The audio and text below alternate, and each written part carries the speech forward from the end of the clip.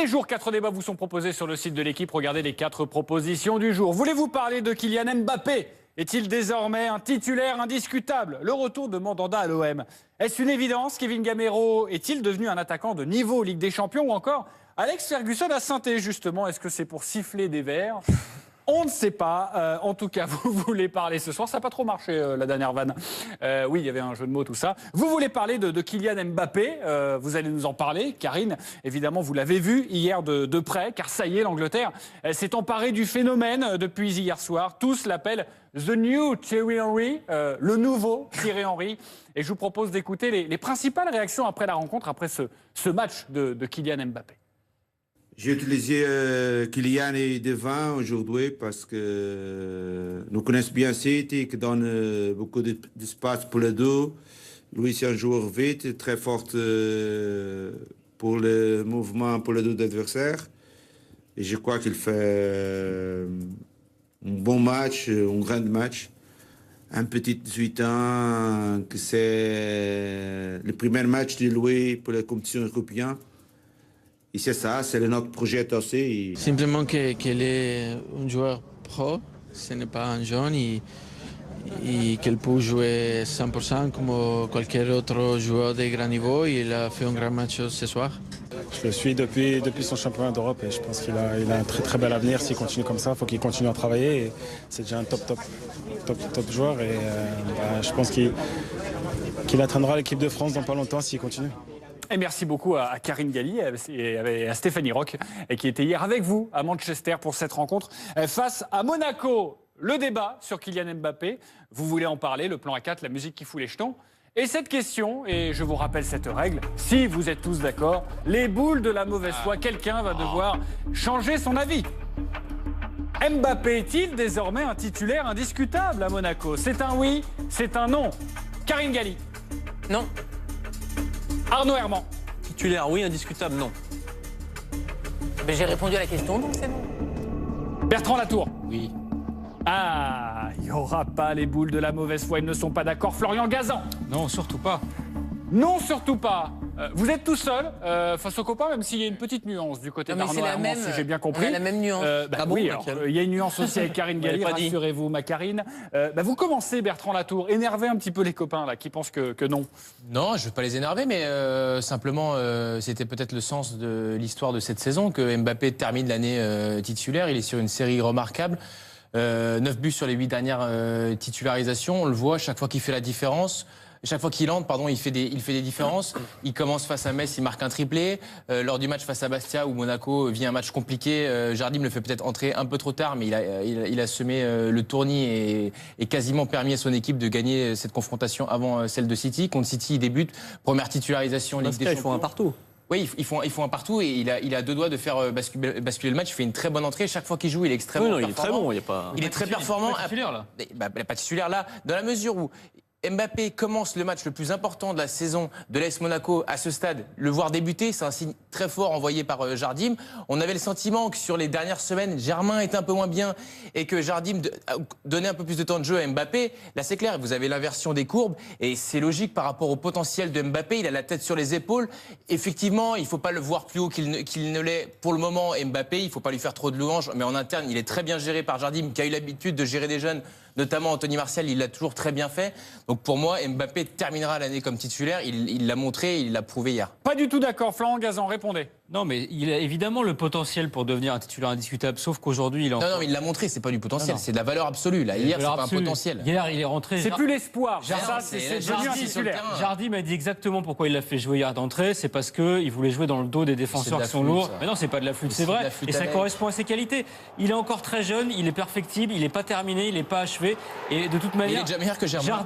Jardim ne le fera pas jouer de titulaire indiscutable parce qu'il ne le fait jamais. Il l'a jamais fait avec Bernardo Silva, il l'a pas fait avec Martial. Ah bon? C'est un joueur, Mbappé, qui est très bon dans certaines conditions de jeu. Quand il rentre en super sub et que c'est fatigué, il peut faire jouer ses jambes et sa technique. Mais contre Metz, il met un triplé en 10 minutes. Florian, là, il met un but en 8e de finale de Ligue des Champions. Mais oui, mais qu'est-ce que vous voulez de plus? Bertrand, je veux bien qu'il ait encore des qualités à avoir. Contre le PSG au Parc, il n'était pas titulaire. Il y a certains matchs où il ne pourra pas parce qu'il n'a pas encore tout le bagage. pour jouer tous les matchs et toutes les confrontations. Quand il n'y aura pas d'espace, quand il faudra défendre, il est moins à l'aise. Et Jardim le sait, et il ne va pas le cramer. Quelque part, on se pose la question de savoir si un phénomène est né hier sur la scène européenne ou si on s'emballe pas un peu trop. Karine, je sais que vous adorez J'ai envie de vous tordre le Il cou. était né avant. C'est pour ça que je vous pose la Pour d'autres question. raisons. Pour d'autres raisons, effectivement. Mais évidemment qu'on a envie de dire que du bien de Kylian Mbappé. Hier, il a eu une chance et une opportunité de se montrer et il a été au rendez-vous. Mais après, il ne faut pas brûler les étapes. Souvenez-vous, notamment Thierry Henry, à l'époque, il est champion du monde.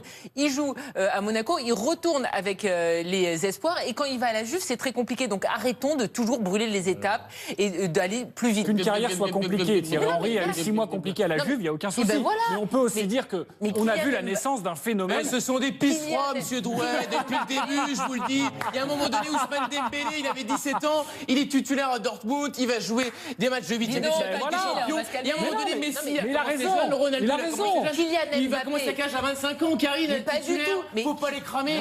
L'insouciance incarnée. Kylian Mbappé. Vous avez quel âge maintenant? Mais j'ai 24 ans et voilà, on m'a pas dit, il faut attendre 45 ans.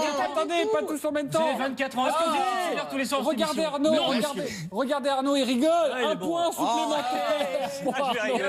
Allez-y, Karine. Kylian Mbappé, évidemment, a fait le job ce soir. Mais tu parles justement de tous ces bons matchs. Mais je peux te citer aussi que, par exemple, lorsqu'il a été titulaire face à Nancy en coupe avec Falcao, et ben, par exemple, ce jour-là, il était titulaire et il ne s'était pas du tout illustré. Parce qu'évidemment, il aura des hauts et des bas. C'est un très jeune joueur de 18 ans. Et Valère Germain est également un très bon associé à Falcao en attaque. Donc ça dépend. Mais il est moins bon. Mais bien sûr qu'il est moins bon. C'est ça le débat.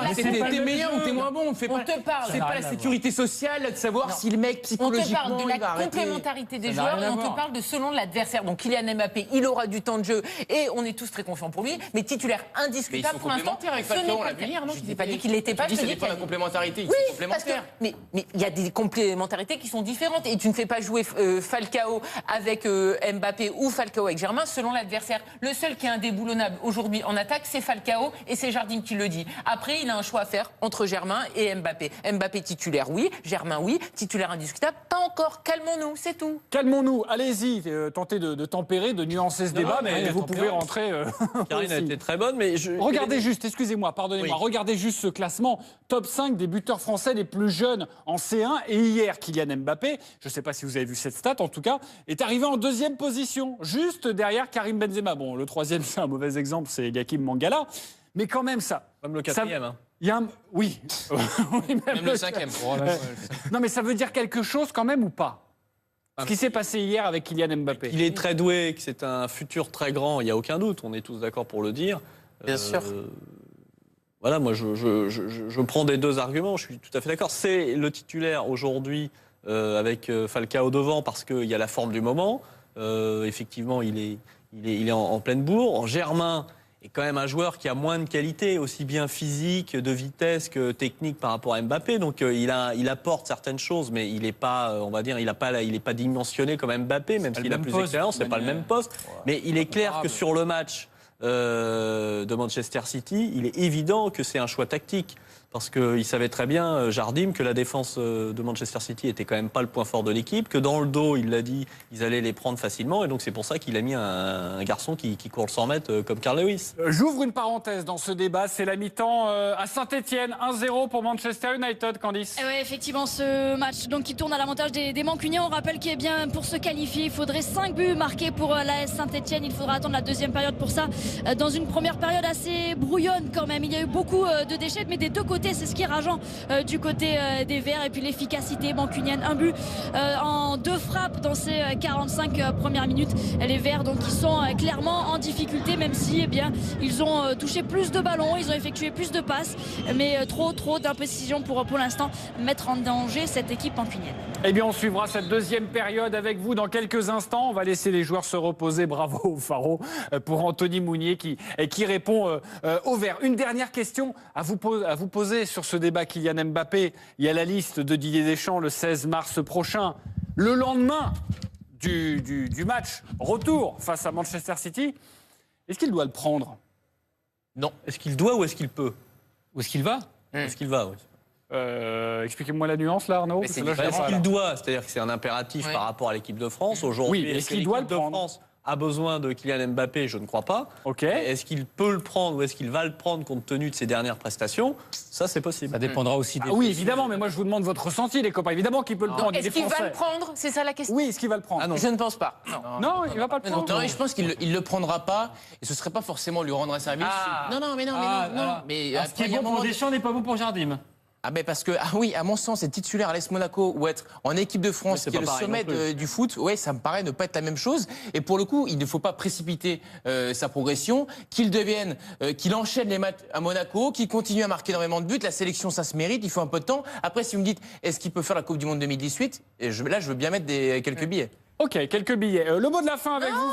Qu'est-ce qu'il y a? Non, ce que je voulais dire, c'est... Non, c'est terminé. Non. Ce qui est bluffant avec Kylian Mbappé, c'est que les événements n'ont pas de prise sur lui. Que ce soit en finale de Gambardella, quand il a 17 ans et qu'il a attendu, c'est l'homme du match. Hier, il a attendu, il joue à l'Etihad, il est exceptionnel. C'était très intéressant, mais vous m'avez coupé, donc je vous retire un point. C'est pas grave, je m'en fous. Karine Galli. Le mot de la fin, Florent Gazan, sur Kylian Mbappé. Mbappé, il a montré hier quand même qu'à 18 ans, il avait des grosses comme ça. Regardez. Franchement, c'est pas démonté. Merci beaucoup, Florian Gazan. Avant de rejoindre...